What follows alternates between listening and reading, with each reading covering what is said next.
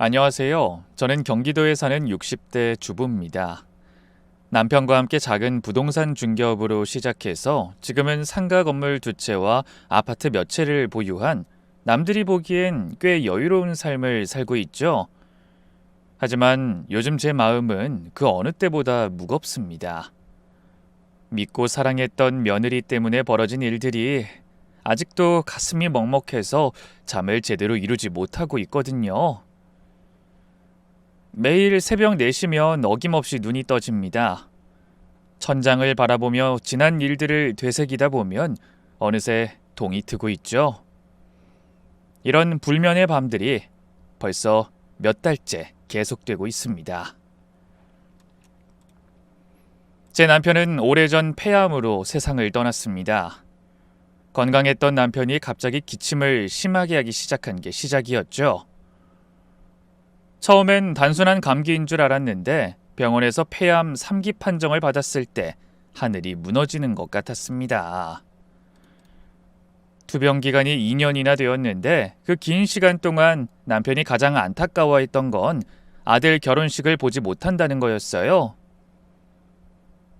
병원에 입원한 첫날부터 그 말씀을 하셨습니다. 수가, 우리 영수 장가 가는 것 보고 가야 하는데. 병원 침대에 누워서도 매일같이 그 말뿐이었어요. 항암 치료로 머리카락이 다 빠지고 몸무게가 20kg나 빠져서 뼈만 앙상하게 남은 상태에서도 아들 걱정뿐이었죠. 한때 180cm에 80kg가 넘던 건장한 체구가 60kg도 안 되는 앙상한 몸이 되어버렸을 때 저는 매일 밤 화장실에 숨어 울었습니다. 여보가 우리 아들 좋은 혼처 찾길 기도해줘. 병실의 흰 벽을 바라보며 남편이 그렇게 말할 때마다 저는 매번 울면서 말했습니다. 여보, 꼭 그럴 거예요. 당신이 직접 며느리 얼굴 보고 가실 거예요. 남편도 그게 한이 됐는지 끝내 눈물을 글썽이곤 했고요. 항암 치료를 받는 날이면 더욱 힘들어했습니다. 구토와 어지러움에 시달리면서도 아들 사진을 침대 옆에 놓고 바라보곤 했죠. 그러던 어느 날 아들이 병실로 여자친구를 데려왔어요. 그때가 남편이 떠나기 3달 전이었습니다. 봄비가 부슬부슬 내리던 4월의 어느 토요일 오후였죠. 아버지, 제 여자친구예요. 결혼하고 싶은 사람이에요. 문이 열리고 아들과 함께 들어온 그녀를 처음 봤을 때 첫인상이 참 좋았습니다. 단정한 차림에 긴 생머리를 깔끔하게 묶고 수수한 화장을 한 모습이 참 단아해 보였죠. 며느리가 될 그 아이가 90도로 인사하며 아버님 안녕하세요. 빨리 쾌차하세요. 라고 말했을 때 남편 얼굴에 그렇게 환한 미소가 번진 걸 처음 봤습니다. 투병 생활 내내 잃어버렸던 생기가 순간적으로 돌아온 것 같았어요. 아이고 예쁘네. 참 예뻐. 영수야, 이 아가씨 놓치지 마라. 남편은 힘겹게 상체를 일으켜 앉으며 그녀의 손을 잡았습니다. 항암 치료로 거칠어진 남편의 손과 그녀의 하얀 손이 대비되어 더욱 가슴이 아팠죠. 그날 이후로 남편은 조금씩 기운을 차리는 것 같았어요. 식사도 조금씩 늘고 웃는 날도 많아졌습니다. 며느리가 될 아이가 일주일에 한두 번씩 병문안을 왔는데 올 때마다 남편이 좋아하시는 호박죽이나 잣죽을 끓여왔죠. 아버님, 제가 만든 거예요. 드시고 기운 내세요. 정성스럽게 끓인 죽을 한 숟가락씩 떠먹여 드리는 모습이 얼마나 예쁘던지 저도 처음엔 좀 어색했지만 그녀의 진심 어린 모습에 마음이 열렸습니다. 단정한 외모에 말도 조리 있게 잘하고 무엇보다 정성이 대단했죠. 병실에서 남편 손발 닦아드리는 것도 전혀 꺼리지 않았고요. 간호사들도 따님이 참 효녀시네요 라고 칭찬할 정도였습니다. 우리 며느리 참 복덩어리야. 이런 아이를 어디서 만났대? 남편은 그렇게 말하며 행복해했지만 결국 그들의 결혼식은 보지 못하고 눈을 감고 말았습니다. 우리 아들 잘 지켜줘. 그게 남편의 마지막 부탁이었죠. 다음 날 새벽, 남편은 조용히 눈을 감았습니다. 마지막 순간까지 아들 이름을 부르며 장례식을 치르고 아들이 저에게 말했습니다. 상주복을 벗고 나서도 여전히 수척한 얼굴이었죠. 엄마, 아버지 49세 지나고 결혼하려고 해요. 아버지도 그걸 원하실 거예요. 그래, 네가 그러고 싶다면. 그렇게 남편이 떠난 지 2달 만에 아들이 결혼을 했습니다. 조촐하게 가족끼리만 모여서 식을 올렸죠. 화려한 예식장 대신 작은 채플에서 하객도 양가 가족 20명 남짓이었습니다. 제가 남편 대신 아들 손을 잡고 신부에게 인도해 주면서 얼마나 울었는지 몰라요. 아들도 울고 며느리도 울고 참석한 모든 사람이 눈물바다가 되었습니다. 여보, 당신이 그렇게 보고 싶어 했던 우리 아들 결혼식이에요. 하늘에서 보고 계시죠? 그때만 해도 저는 며느리가 정말 착한 아이라고 믿었습니다. 시아버지 병간호도 정성껏 하고 상중임에도 불평 한마디 없이 조용히 결혼식을 올리는 걸 보면서 참 어른스러운 아이구나 싶었거든요. 며느리 집안 형편이 어렵다는 건 알고 있었습니다. 아버지는 경기도 어느 작은 공장에서 프레스 일을 하시고 어머니는 동네 작은 식당에서 하루 12시간씩 일하신다고 했죠. 대학도 장학금 받아가며 어렵게 다녔다고 들었습니다. 상견례 때 처음 뵌 사돈들은 순박하고 선량해 보였습니다. 비싼 옷은 아니지만 깨끗하게 차려입고 오셨고 내내 미안해하시는 모습이 안쓰러웠죠.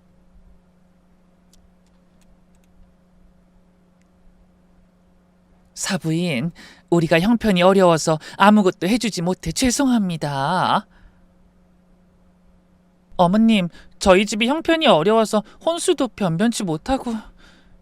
상견례 때 며느리가 미안해하는 모습을 보면서 오히려 제가 더 마음이 아팠습니다. 그 나이에 부모님 고생하시는 걸 보며 얼마나 마음이 아팠을까 싶었죠. 아이고, 무슨 소리야. 요즘 세상에 혼수가 뭐가 중요해. 너희들 행복하게 사는 게 제일이지. 저는 진심으로 그렇게 생각했습니다. 우리도 맨손으로 시작해서 여기까지 온 사람들인데 며느리 집안이 가난한 게 뭐가 문제겠어요. 오히려 어려운 환경에서도 반듯하게 자란 며느리가 더 대견했습니다. 결혼 초기는 정말 행복했습니다. 며느리는 알뜰하고 성실했고 아들을 극진히 챙겼죠. 주말이면 저희 집에 와서 함께 식사하고 남편 제사도 정성껏 모셨습니다. 어머님, 아버님 좋아하셨던 음식이 뭐예요? 제사상에 올리고 싶어서요. 갈비찜을 좋아하셨지. 근데 그건 좀 어렵고 제가 해볼게요. 인터넷에서 레시피 찾아서 연습해 볼게요. 그렇게 며느린 처음 해보는 갈비찜을 몇 번이나 연습해서 제사상에 올렸습니다. 비록 맛은 좀 부족했지만 그 정성이 얼마나 고맙던지. 결혼 1년 만에 첫 손주 소식이 들려왔습니다. 어머님, 저 임신했어요. 며느리가 수줍게 말했을 때 전 너무 기뻐서 며느리를 꼭 안았습니다. 아이고, 정말? 우리 영수 아빠 될 거야? 네, 2달 됐대요. 아직 안정기는 아니라서. 그날부터 저는 며느리를 친딸처럼 챙겼습니다. 영양제도 사다 주고 좋다는 음식은 뭐든 해다 줬죠. 며느리도 저를 잘 따랐고 임신 기간 내내 별탈 없이 지냈습니다. 첫 손주가 태어났을 땐 정말 하늘을 날 것 같았습니다. 분만실 밖에서 12시간을 기다렸는데 아기 울음소리가 들렸을 때 저도 모르게 눈물이 났어요. 어머님, 아들이에요. 3.2kg. 아이고, 잘했어. 정말 잘했어. 어머님, 저 좀 도와주세요. 애가 왜 이렇게 우는지 모르겠어요. 새벽에 걸려온 며느리 전화에 당장 달려가서 아기를 봐주고 산후조리도 직접 도와줬습니다. 며느리 친정어머니가 일 때문에 자주 올 수 없다고 해서 제가 거의 매일 가서 돌봐줬죠. 어머님 정말 어떻게 감사해야 할지. 아니 뭘 그런 걸 가지고. 우리 손주인데 당연하지. 첫 손주는 정말 예뻤습니다. 우리 아들을 쏙 빼닮은 모습에 볼 때마다 남편 생각이 났죠. 여보, 당신이 그렇게 보고 싶어 했던 손주예요. 하늘에서 보고 계시죠? 그렇게 행복한 시간이 흘러 둘째가 태어났습니다. 큰애도 동생을 무척 예뻐했고 저희 부부도 막내 손주가 너무 사랑스러웠죠. 딸이어서 더욱 귀여웠습니다. 그런데 둘째가 100일을 갓 넘긴 어느 날 며느리가 조심스럽게 말을 꺼냈습니다. 저녁 식사를 마치고 차를 마시던 중이었죠. 어머님, 제가 다시 일을 하고 싶은데요. 일? 아니, 둘째가 아직 어린데. 네, 그래서 어머님께 부탁드리려고요. 제가 회사 다니는 동안 애 좀 봐주실 수 있으세요? 솔직히 의외였습니다. 아들 월급이 적지 않은 데다 제가 용돈도 넉넉히 주고 있었거든요. 매달 200만 원씩 생활비를 보태주고 애들 필요한 건 뭐든 사주고 있었는데. 얘야, 돈이 부족해서 그러니? 내가 용돈을 더 줄까? 아니에요, 어머님. 그게 아니라 저도 제 커리어를 쌓고 싶어요. 집에만 있으니까 답답하기도 하고. 며느리의 얼굴에 스치는 그 표정을 저는 놓치지 않았습니다. 뭔가 말 못할 사정이 있는 것 같은 그런 불안한 눈빛이었죠. 잠깐 눈을 피하더니 다시 말을 이었습니다. 그리고 사실 좋은 회사에서 스카우트 제의가 왔어요. 연봉도 꽤 높게 불러주셨고요. 그래? 어떤 회사인데? 외국계 마케팅 회사예요. 예전에 같이 일했던 팀장님이 이직하시면서 저도 같이 가자고. 그 순간 며느리가 잠깐 말을 멈추고 눈을 피하는 걸 봤습니다. 왠지 불안한 기운이 느껴졌지만 전 그때 그냥 넘어갔어요. 젊은 사람이 집에만 있으면 답답할 수도 있겠다 싶었거든요. 그래, 알았어. 둘째 내가 봐줄게. 넌 하고 싶은 일 해. 정말요? 어머님 정말 감사해요. 며느리가 환하게 웃으며 제 손을 잡았습니다. 그런데 이상하게도 그 손이 차갑고 떨리는 것 같았어요. 그렇게 저는 손주들을 돌보기 시작했습니다.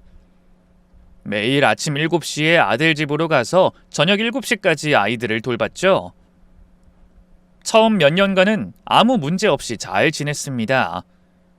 며느리는 열심히 일했고 퇴근 후에는 아이들과 시간을 보냈습니다. 가끔 야근이 있긴 했지만 그리 자주는 아니었죠. 그런데 언제부턴가 뭔가 이상한 낌새가 느껴지기 시작했습니다. 며느리가 점점 더 예뻐지더라고요.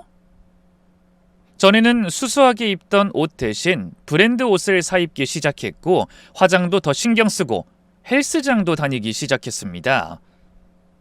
명품 가방도 하나 둘씩 늘어났죠. 새 가방이네? 비싸 보이는데. 아, 이거요? 회사에서 보너스 받아서 샀어요. 평소에 갖고 싶던 거였거든요. 무엇보다 표정이 달라졌어요. 전에는 육아에 지쳐있던 얼굴이었는데 요즘은 뭔가에 들떠있는 것 같았죠. 항상 핸드폰을 들여다보며 미소 짓고 전화가 오면 방으로 들어가서 받았습니다. 어머님, 저 오늘 회식 있어서 좀 늦을 것 같아요. 막내 저녁까지 부탁드려도 될까요?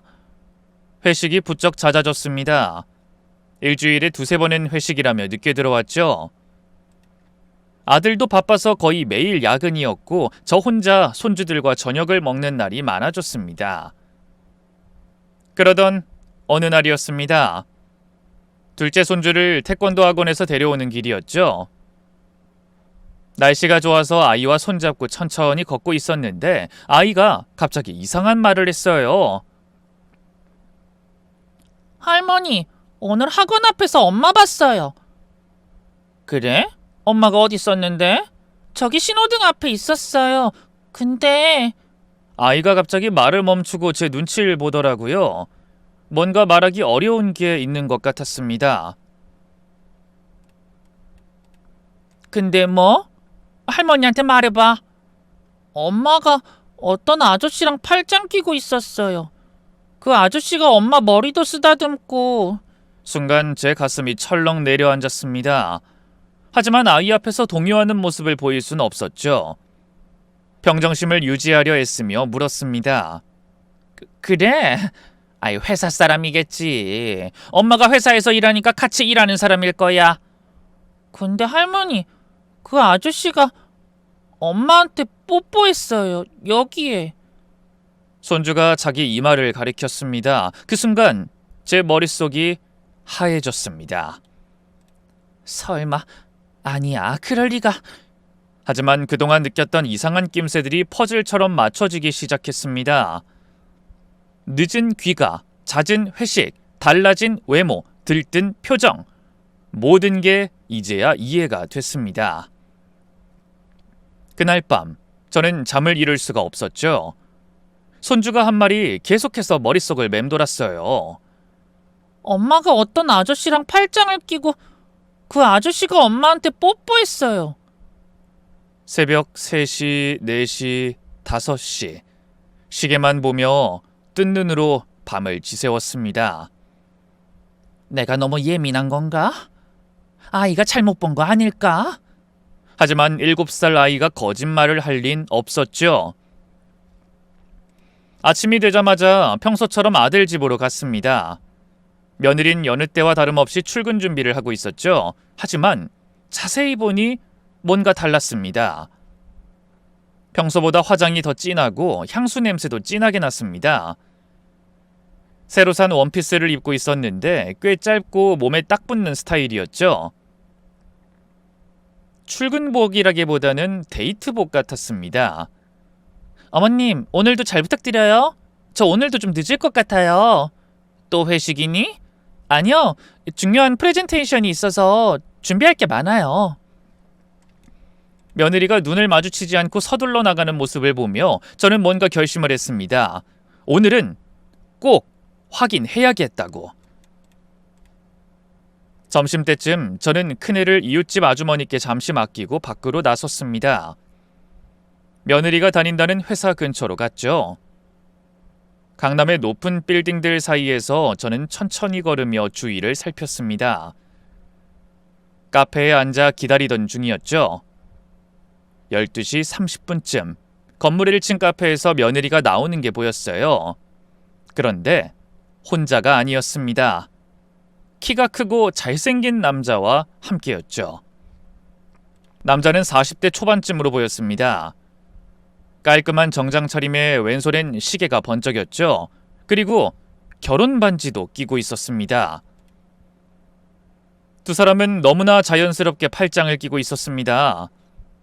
남자가 며느리의 허리를 감싸 안았고 며느린 그 남자를 올려다보며 환하게 웃고 있었죠. 제가 지난 몇 년간 한 번도 본 적 없는 그런 행복한 표정이었습니다. 저게 팀장이란 사람인가? 저는 떨리는 손으로 핸드폰을 꺼내 사진을 찍었습니다. 증거를 남겨야 한다는 생각밖에 들지 않았어요. 몇 장을 찍는 동안 두 사람은 계속 밀착해서 걸었고 남자가 며느리의 볼에 입을 맞추는 장면도 포착됐습니다. 그 순간 며느리가 고개를 돌렸습니다. 저와 눈이 마주칠 뻔했지만 다행히 저는 재빨리 몸을 돌려 근처 상점으로 들어갔죠. 가슴이 미친 듯이 뛰었습니다. 집으로 돌아온 저는 찍은 사진을 다시 확인했습니다. 분명히 며느리였고 그 옆에 남자는 유부남이었습니다. 유부남과 불륜을. 그날 저녁 며느린 평소보다 일찍 들어왔습니다. 어머님, 오늘 일찍 끝났어요. 수고하셨어요? 그래, 프레젠테이션은 잘했니? 네, 다행히 잘 끝났어요. 팀장님이 많이 도와주셔서. 또 팀장 얘기였습니다. 이젠 그 단어만 들어도 속이 뒤틀렸죠. 저는 참다 못해 물었어요. 그 팀장이라는 사람 어떤 사람이니? 결혼은 했고? 며느리가 잠시 멈칫했습니다. 그리곤 태연한 척 대답했죠. 아, 네, 결혼하셨어요. 애도 둘이나 있으시고요. 그래? 가족이 있는 사람이구나. 네, 뭐 가끔 애들 자랑도 하세요. 착한 분이에요. 며느리가 태연하게 대답하는 걸 보며 저는 속이 뒤집어졌습니다. 착한 분? 남의 집 며느리와 불륜을 저지르는 사람이 착하다고? 다음 날부터 저는 본격적으로 며느리를 관찰하기 시작했습니다. 출근 시간, 퇴근 시간, 옷차림, 화장, 모든 걸 수첩에 기록했죠. 월요일, 출근 8시, 빨간 원피스, 진한 화장, 귀가 11시. 화요일, 출근 8시 30분, 검은 정장, 새 구두, 귀가 10시 30분. 수요일, 출근 8시, 하늘색 블라우스, 향수 진함, 귀가 자정. 그리고 가끔씩 회사 근처로 가서 두 사람의 모습을 확인했습니다. 일주일 동안 제가 목격한 건 충격적이었죠. 점심시간마다 두 사람은 함께였습니다. 때로는 레스토랑에서 마주보고 식사를 하고 때로는 공원 벤치에 앉아 밀담을 나눴죠. 한 번은 백화점에서 함께 쇼핑하는 모습도 봤습니다. 남자가 며느리에게 명품 가방을 사주는 장면이었죠. 아, 그래서 갑자기 비싼 물건들이 늘었구나. 그리고 가장 충격적인 건 퇴근 후에 근처 호텔로 들어가는 모습을 목격한 것입니다. 두 사람이 팔짱을 끼고 호텔 로비로 들어가는 걸 보며 저는 다리에 힘이 풀려 그 자리에 주저앉을 뻔했습니다. 심지어 한 번은 남자의 차를 타고 어디론가 가는 것도 봤죠. 검은색 외제차였는데 번호판까지 사진으로 찍어뒀습니다. 이건 완전히 불륜이구나. 하지만 더 충격적인 건 따로 있었습니다. 어느 날 저는 며느리가 집에 없을 때 그녀의 방을 살펴봤습니다. 평소엔 절대 하지 않는 일이지만 그 상황에선 어쩔 수 없었죠.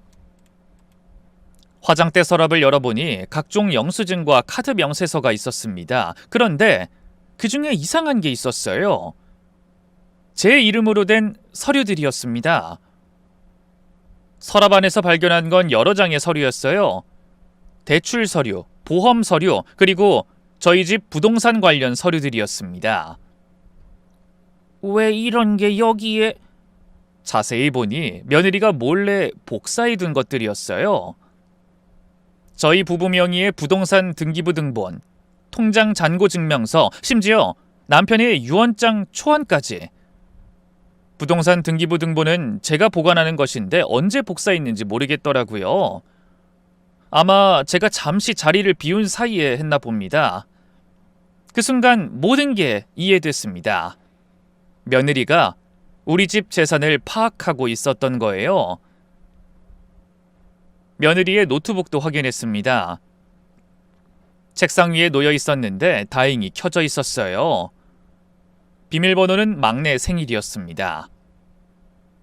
이메일함을 열어보니 그 남자와 주고받은 메일들이 가득했습니다. 제목만 봐도 수상한 것들이었죠. 오늘도 보고 싶어. 우리의 미래. 계획대로 진행 중. 떨리는 손으로 메일을 하나씩 읽어봤습니다. 자기야, 오늘도 너무 보고 싶었어. 우리 계획대로만 하면 돼. 조금만 더 참자. 오빠, 저도요. 시어머니가 자꾸 의심하는 것 같아서 불안해요. 괜찮아. 넌 그냥 평소처럼 하면 돼. 내가 다 알아서 할게. 계획? 무슨 계획? 더 읽어보니 소름이 끼쳤습니다. 시어머니 재산이 생각보다 많네요. 건물 2채, 아파트까지 최소 50억은 넘을 것 같아요. 그래? 그럼 더 신중하게 해야겠네. 일단 신뢰를 쌓는 게 중요해. 네, 그래서 제가 막내 맡겨드리고 일한다고 한 거잖아요. 완전히 안심하시는 것 같아요. 잘했어. 나중에 유산 문제가 생기면 며느리가 유리하지. 특히 손주들 양육하고 있으면. 맞아요. 변호사한테도 물어봤는데 상속에서 기여분을 인정받을 수 있대요. 제 다리에 힘이 풀려 그 자리에 주저앉았습니다. 내가 손주를 봐주는 걸 이용해서 재산을 노리고 있었다니. 저는 고민 끝에 좀 더 확실한 증거를 모으기로 했습니다. 혼자서는 한계가 있었거든요. 그래서 흥신소, 즉 사설 탐정을 고용하기로 했죠. 인터넷으로 검색해서 믿을 만한 곳을 찾았습니다. 사무실은 강남의 한 빌딩에 있었는데 생각보다 깔끔하고 전문적이었어요. 어떤 일로 오셨습니까? 며느리가 불륜을 하는 것 같아서요. 50대 후반으로 보이는 탐정이 진지하게 들어줬습니다. 제가 그동안 모은 증거들을 보여주니 고개를 끄덕였죠. 충분히 의심할 만한 상황이네요. 저희가 좀 더 확실한 증거를 수집해 드리겠습니다. 일주일 후 탐정을 통해 알게 된 사실은 더욱 충격적이었습니다. 그 남자, 정모 씨는 투자 사기 전과가 있는 사람이었어요. 겉으론 외국계 회사 팀장이지만 실제론 여러 여성들에게 접근해서 돈을 뜯어낸 전력이 있었죠. 이 남자 위험한 인물입니다. 5년 전에도 비슷한 수법으로 한 여성에게서 3억을 편취한 적이 있어요. 집행유예로 풀려났고요. 뭐라고요? 여성들에게 접근해서 사랑한다고 속이고 투자를 빙자해 돈을 받아내는 수법이죠. 며느님도 조심하셔야 할 것 같은데요. 네, 알겠습니다. 계속 조사해 주세요. 흥신소 탐정의 조사는 계속됐고 일주일 후 더 놀라운 사실이 밝혀졌습니다. 며느님이 최근에 인감 도장을 만들려고 시도했습니다. 이 도장 가게에 CCTV가 있어서 확인했는데 어머님 도장과 비슷한 걸 만들려고 했더군요. 뭐라고요? 내 도장을? 네. 그리고 이건 좀 충격적인데요. 그 부동산 중개업소에도 들렸습니다. 어머님 명의 아파트에 대해 문의했다고 하네요. 탐정이 건네준 사진을 보니 며느리가 부동산 중개업소에서 서류를 보고 있는 모습이었습니다. 매매 위임장도 작성하려 했는데 다행히 도장이 맞지 않아서 실패했다고 합니다. 어떻게 그럴 수가? 내 도장을 위조하려고 했다고? 네, 그 인감 도장과 비슷한 걸 만들어서 시도했던 것 같습니다. 중개사가 이상해서 거절했다고 하네요. 이쯤 되니 더 이상 참을 수가 없었습니다. 불륜도 충격이지만 재산을 노리고 이런 짓까지 하다니. 그때 둘째 손주가 또 이상한 말을 했습니다. 저녁을 먹다 갑자기 꺼낸 말이었죠. 할머니, 근데 나 궁금한 거 있는데. 뭐가 궁금해? 할머니가 그렇게 부자예요? 뭐? 그게 무슨 말이야? 엄마가 베란다에서 전화할 때요. 할머니 완전 부자라고 그랬어요. 오빠라고 부르는 아저씨한테요. 아이의 순진한 말에 저는 결심을 굳혔습니다. 이제 행동에 나설 때가 됐다고. 그날 밤 저는 아들을 불러 모든 것을 털어놓기로 했습니다. 퇴근 후 지친 얼굴로 들어온 아들에게 저는 조심스럽게 말을 꺼냈죠. 아들아, 엄마가 할 말이 있어. 잠깐 앉아봐. 무슨 일이세요? 애들은 자고 있어. 며느리도 아직 안 들어왔고.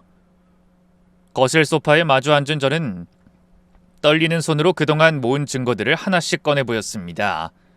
사진, 이메일 출력물, 흥신소에서 보내준 보고서.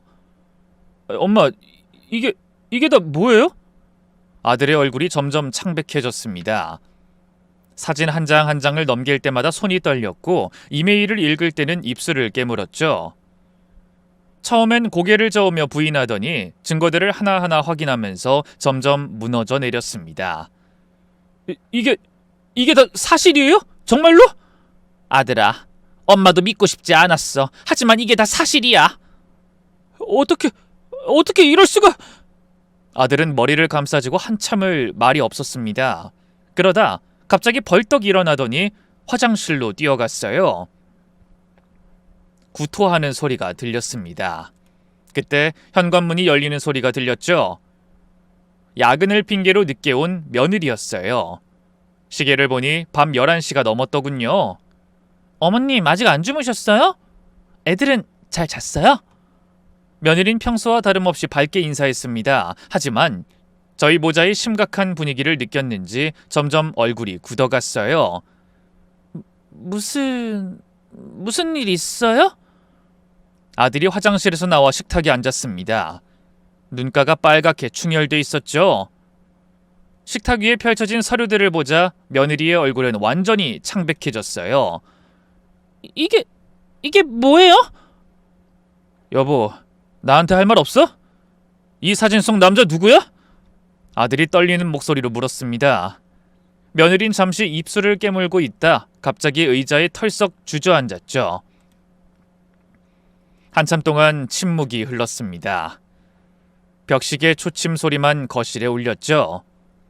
그러다 며느리가 고개를 들었습니다. 그 표정은 갑자기 며느리의 태도가 180도 바뀌었습니다.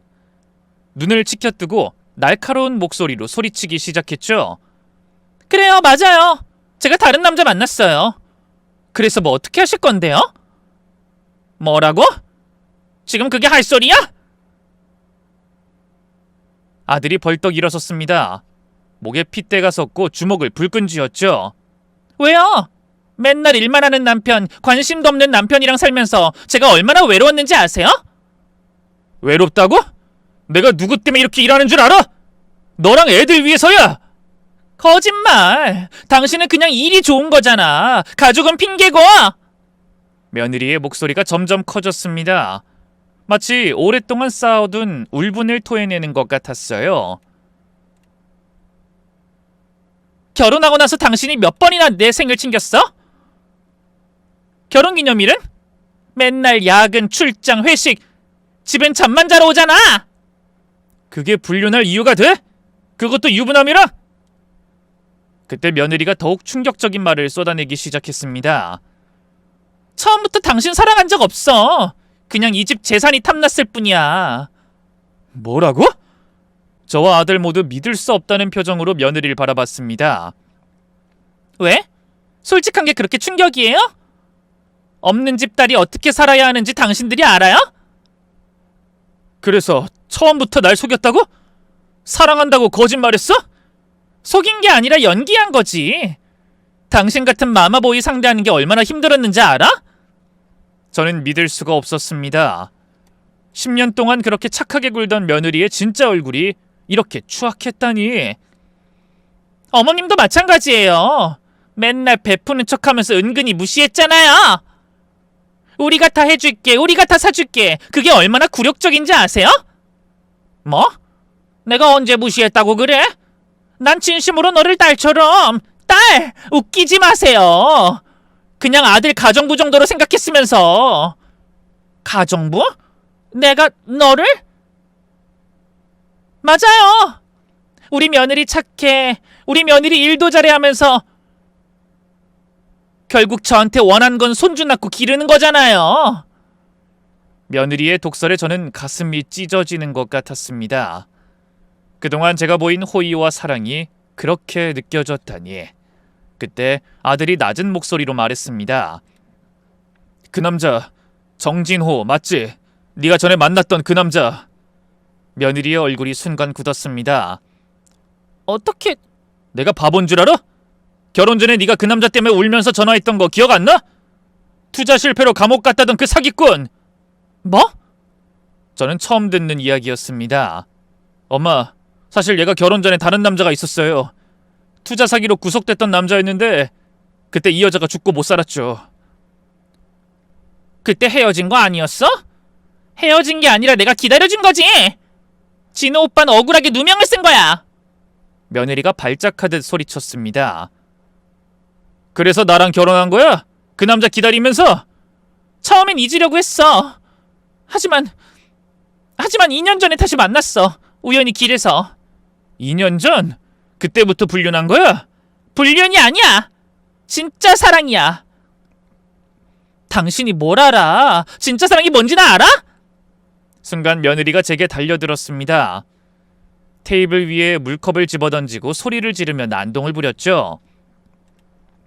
다 당신들 때문이야. 당신들이 날 이렇게 만들었어. 컵이 깨지는 소리, 며느리의 비명, 아들의 고함. 집안은 순식간에 아수라장이 되었습니다. 그때 큰손주가 울면서 나왔죠. 잠옷 차림에 고민형을 안고 있었죠. 엄마 왜 그래? 무서워. 아이를 본 순간 며느리도 잠시 멈칫했습니다. 하지만 곧 아이를 끌어안으며 말했죠. 미안해. 엄마가 미안해. 엄마랑 같이 가자. 여기서 나가자. 싫어. 할머니랑 있을래. 아이가 며느리를 밀어내고 제게로 왔습니다. 10살인 큰애는 이미 상황을 어느 정도 파악하고 있는 것 같았어요. 그때 둘째까지 나왔습니다. 7살 막내가 울먹이며 소리쳤죠. 싫어. 엄마 나빠. 엄마 그 아저씨랑 있었잖아. 충격적인 아이의 말에 모두가 얼어붙었습니다. 뭐라고? 네가 뭘 봤다고? 아들이 막내에게 물었습니다. 엄마가 그 아저씨랑 뽀뽀하는 거 봤어. 학원 앞에서 다 봤다고. 민준아. 며느리의 얼굴이 완전히 일그러졌습니다. 아이의 순수한 폭로 앞에서 더 이상 변명할 수 없었던 거죠. 봤어. 다 봤다고. 엄마가 그 아저씨한테 여보라고 했어. 아빠한텐 안 그러면서. 막내의 말 한마디 한마디가 비수가 되어 며느리의 가슴에 꽂혔습니다. 그녀는 그 자리에 주저앉아 흐느끼기 시작했어요. 미안해. 미안해. 엄마가 잘못했어. 하지만 아무도 그녀를 위로하지 않았습니다. 큰애는 저를 꼭 안고 있었고 막내는 아빠에게 가서 안겼죠. 한참을 울던 며느리가 비틀거리며 일어났습니다. 그리곤 자기 방으로 들어가 짐을 싸기 시작했죠. 뭐 하는 거야? 가야죠. 더 이상 여기 있을 수 없잖아요. 며느린 큰 가방에 옷가지들을 마구 집어넣었습니다. 손이 떨려서인지 물건들이 계속 바닥에 떨어졌죠. 엄마 가지 마. 막내가 다시 울음을 터뜨렸습니다. 하지만 이번엔 엄마에게 가지 않았어요. 그저 멀리서 바라보기만 했죠. 며느린 가방을 들고 현관으로 향했습니다. 그리고 신발을 신으며 마지막으로 독서를 퍼부었죠. 후회할 거예요. 다들. 저 없이 애들 키워보세요. 얼마나 힘든지. 우리가 왜 후회해? 너 같은 배신자가 없는 게 더 낫지. 아들이 차갑게 말했습니다. 배신자? 그래 맞아. 나 배신자야. 그런데 당신들은 뭐야? 돈으로 사람을 사려고 한 당신들은? 뭐라고? 처음부터 알았어. 당신들이 날 깔보는 거. 없는 집 며느리니까 돈 주면 고마워하겠지. 그런 거잖아. 그런 적 없어. 우린 진심으로. 진심? 웃기지 마. 진심이었으면 왜 매번 돈 얘기부터 해? 돈 필요하면 말해. 우리가 다 해줄게. 그게 진심이야? 그렇게 며느린 문을 박차고 나갔습니다. 쾅하고 문이 닫히는 소리가 집안에 울렸죠. 그 순간 아들이 그 자리에 주저앉았습니다. 얼굴을 두 손으로 감싸고는 흐느끼기 시작했어요. 엄마, 제가 뭘 잘못한 걸까요? 왜 이렇게 된 거죠? 아들아. 평생 눈물 한 번 보인 적 없던 아들이 어린아이처럼 울고 있었습니다. 어깨가 들썩이며 흐느끼는 모습이 너무 안쓰러웠어요. 제가 일만 했나요? 정말 가족은 뒷전이었나요? 아니야, 넌 잘했어. 가족을 위해서 열심히 일한 거잖아. 그게 잘못이었나 봐요. 돈보다 시간을 줬어야 했는데. 저도 같이 울었습니다. 우리 가족이 이렇게 무너지다니. 믿었던 며느리가 이런 사람이었다니. 두 아이는 방으로 들어가지도 못하고 거실에 서 있었습니다. 큰애가 동생의 손을 꼭 잡고 있었고 둘 다 무서워하는 표정이었죠. 아빠, 엄마 진짜 안 돌아와? 큰애의 질문에 아들은 대답하지 못했습니다. 그저 아이를 끌어안고 등을 토닥일 뿐이었죠. 그날 밤은 정말 길었습니다. 아이들은 결국 제 방에서 같이 잤고 아들은 거실 소파에서 뜬 눈으로 밤을 새웠습니다. 저도 잠들 수 없었죠. 천장을 바라보며 지난 10년을 되돌아봤습니다. 어디서부터 잘못된 걸까? 정말 내가 며느리를 무시했던 걸까? 다음 날 아침 아들이 눈이 퉁퉁 부은 채로 일어났습니다. 하지만 눈빛은 단호했죠. 엄마, 저 오늘 변호사 만나러 갈게요. 그래, 그래야겠구나. 이혼도 이혼이지만 엄마 재산 노린 것도 고소해야 해요. 위조 미수, 사기 미수 다 증거 있잖아요. 저는 고개를 끄덕였습니다. 이젠 법적으로 대응할 수밖에 없었죠. 그날 오후 저희는 법무법인을 찾았습니다. 아들이 미리 알아본 곳이었는데 이혼 전문 변호사가 있는 곳이었죠. 안녕하세요. 제가 전화로 말씀드린... 네, 들어오세요. 많이 힘드셨겠습니다. 40대 여성 변호사님은 차분하게 저희 이야기를 들어주셨습니다. 준비해간 증거들을 하나하나 검토하더니 고개를 끄덕였죠. 충분합니다. 불륜도 문제지만 재산 편취 시도가 더 심각하네요. 어느 정도 심각한가요? 일단 배우자의 인감 도장을 위조하려 했다는 것, 그리고 시어머님의 재산을 무단으로 처분하려 했다는 것, 이건 명백한 범죄 행위입니다. 변호사님은 서류를 정리하며 말을 이었습니다. 특히 이 정모 씨의 전과를 보면 계획적인 범죄로 볼 수 있습니다. 투자 사기 전과가 있는 사람과 공모해서 가족의 재산을 편취하려 했다. 이건 단순한 불륜을 넘어선 문제예요. 양육권은요? 제가 가질 수 있을까요? 아들이 가장 걱정하는 부분이었습니다. 아무리 며느리가 잘못했어도 아이들의 엄마니까요. 당연합니다. 어머니의 부정행위와 범죄 시도가 명백한데 법원이 어머니에게 양육권을 줄 리 없죠. 게다가 변호사님이 잠시 생각하더니 말했습니다. 아이가 직접 목격한 불륜 장면, 그리고 어머니가 재산을 노리고 있다는 걸 들은 것, 이것도 중요한 증거가 됩니다. 아이들의 정서적 안정을 위해서라도 아버지가 양육하는 게 맞다고 판단할 겁니다. 그럼 면접 교섭권은요? 그건 막을 수 없습니다. 아무리 잘못했어도 엄마니까요. 하지만 제한적으로 허용될 겁니다. 월 1, 2회 정도? 변호사 사무실을 나온 후 저희는 다시 흥신소로 향했습니다. 추가 조사 결과를 듣기 위해서였죠. 오셨습니까?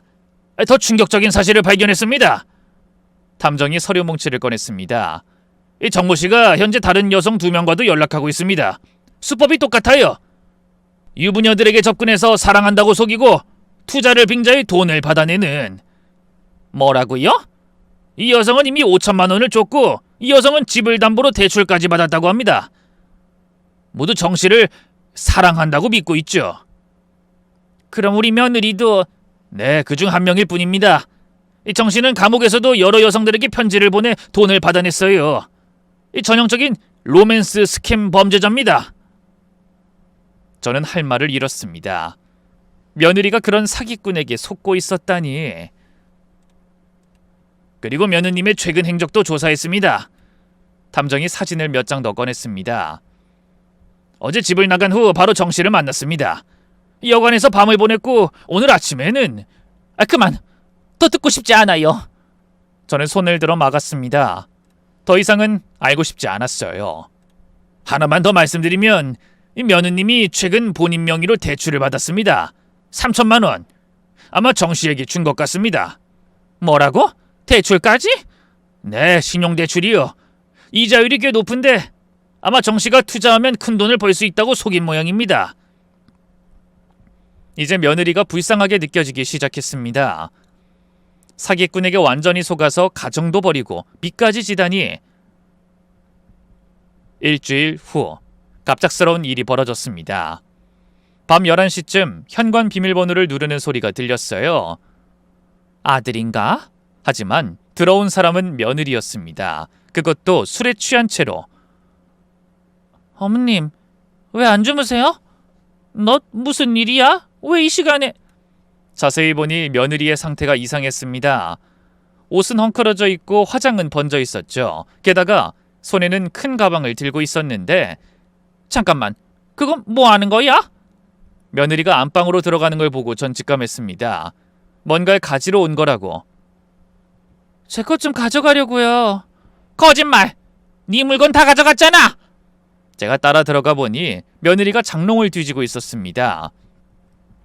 제가 중요한 서류와 도장을 보관하는 곳이었죠. 이건 뭐 하는 거야? 아무것도 아니에요. 그냥 내 거 찾는 거예요. 하지만 며느리의 가방에서 서류가 삐져나온 게 보였습니다. 부동산 매매 계약서였어요. 미쳤구나. 내 도장 훔쳐서 아파트 팔려고? 제가 서류를 빼앗아 보니 제 명의의 아파트를 헐값에 매도하는 계약서였습니다. 매수인은 정진호. 이 도둑년이! 제가 소리를 지르자 며느리가 갑자기 주저앉아 울기 시작했습니다. 어머님 제발 한 번만 도와주세요. 뭐? 진호 오빠가 보석금이 필요하대요. 제가 도와주지 않으면 안에서 맞아 죽을 수도 있대요. 아직도 그 사기꾼을 믿어? 정신 차려. 그 인간은 너 말고도 여러 여자를 속이고 있어. 거짓말. 오빤 저만 사랑해요.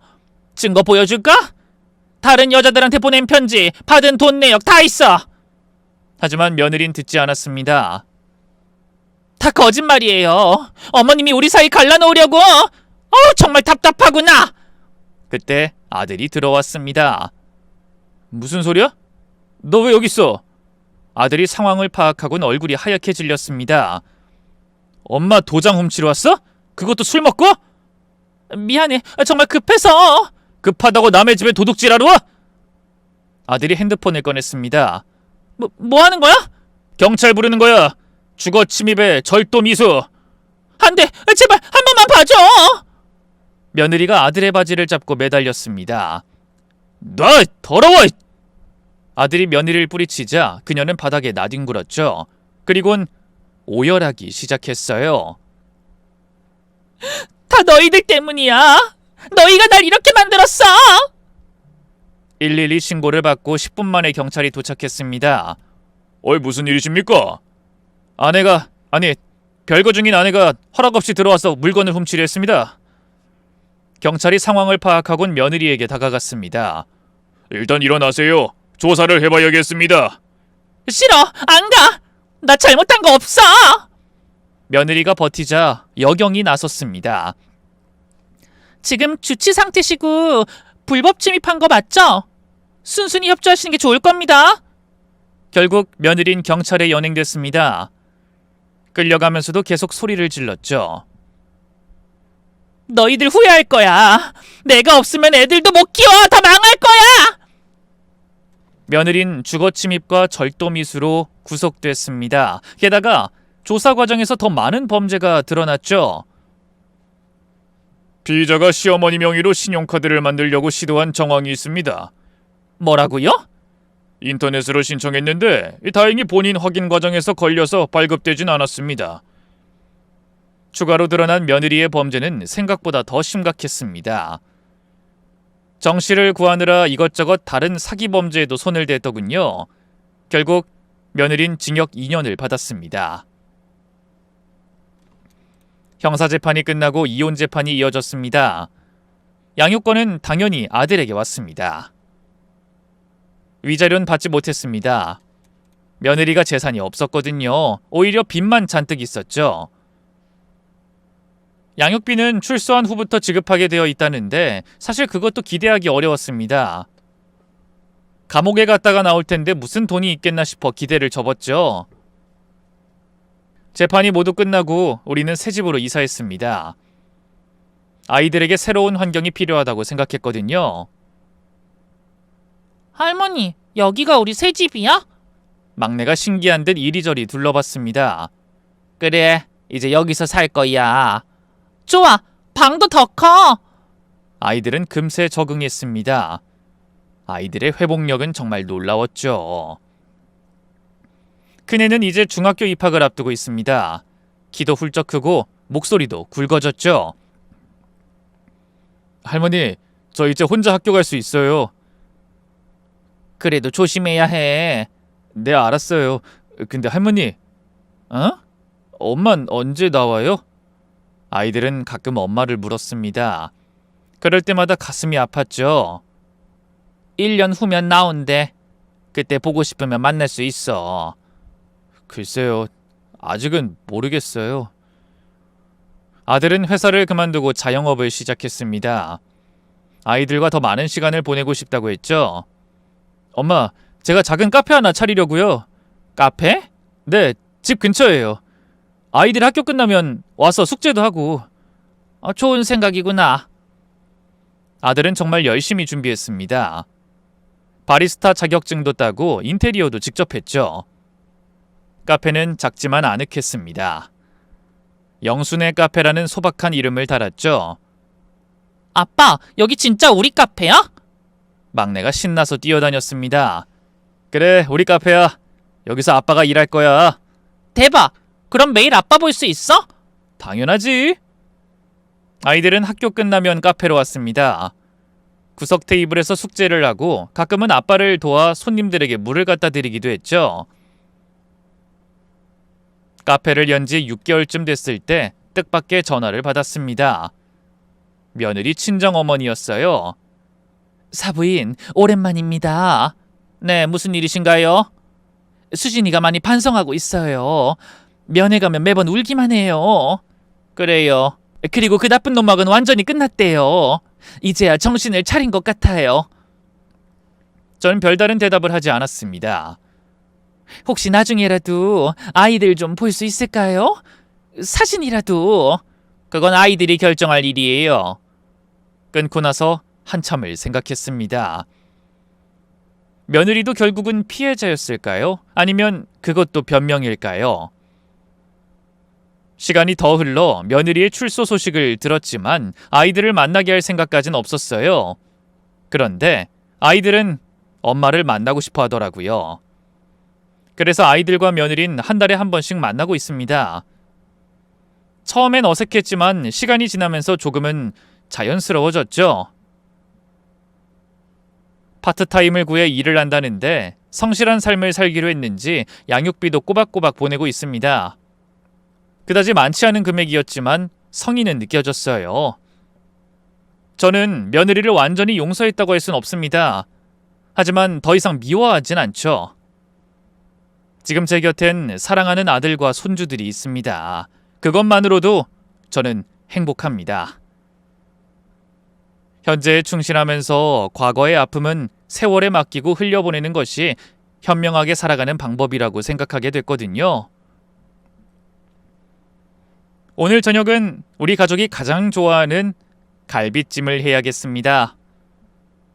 먼저 떠난 제 남편이 그렇게 좋아했던 음식은 우리 아이들도 좋아하는 할머니표 1호 메뉴가 됐죠. 작은 행복을 꾸려가면서 그렇게 남은 여생을 보내보렵니다. 여러분도 행복하시길 바래요. 어느 주부의 긴 글 들어주셔서 감사합니다.